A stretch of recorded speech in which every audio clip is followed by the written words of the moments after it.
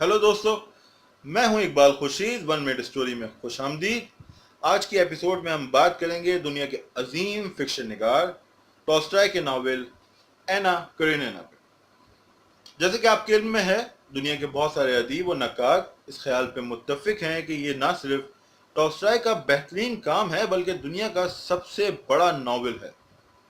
ये नावल घूमता है 18वीं और 19वीं सदी की रूसी अशराफिया के गिर्द, ऐसे खानदानों के गिर्द जहां रिश्ते बन रहे हैं, बिगड़ रहे हैं। ये हमारे सामने लाता है ऐसे किरदार जिनमें खूबियां भी हैं, खामियां भी हैं।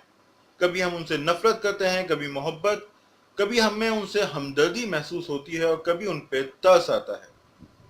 हम इन किरदारों के साथ आगे बढ़ते चले जाते हैं और ये नावल इख्तिताम पजीर होता है।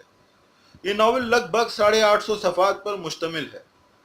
जिस जमाने में ये शाये हुआ यानी 1873 से 1877 तक, ये एक रूसी मैगजीन में किस्तवार शाये होता रहा, यानी ये 4 बरस में मुकम्मल हुआ।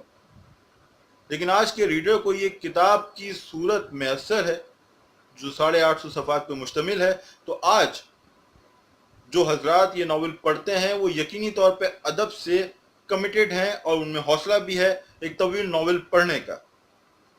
इस नावल पे मुतअद्दिद बार फिल्में बनी, इसे थिएटर पे पेश किया गया, टेलीविजन पे पेश किया गया। आखिरी बार यह ताज़ा तरीन काविश जो है वो जॉन राइट की है, जिन्होंने गालिबन 2011-2012 में इस पर एक फिल्म बनाई जो बेहद खूबसूरत फिल्म है। अगर आपने ये नावल पढ़ा है तो वो फिल्म ज़रूर देखिए, चूँकि वो एक अलग तरह का तजुर्बा है। अगर आप ये नावल पढ़ चुके हैं तो बराए मेहरबानी अपना फीडबैक दीजिए, चूँकि कुछ लोगों का ख्याल है कि टॉल्स्टॉय के एक और शाहकार वॉर एंड पीस से भी बड़ा नावल है। ये वीडियो अगर आप फेसबुक पे देख रहे हैं तो लाइक, शेयर और कमेंट करना ना भूलें, और अगर आप इसे देख रहे हैं यूट्यूब पे तो काइंडली इस चैनल को सब्सक्राइब करें, क्योंकि हमें सब्सक्राइबर की अशद ज़रूरत है। मैं आपके फीडबैक का इंतजार करूंगा। इस वीडियो को देखने के लिए आप सबका बहुत बहुत शुक्रिया।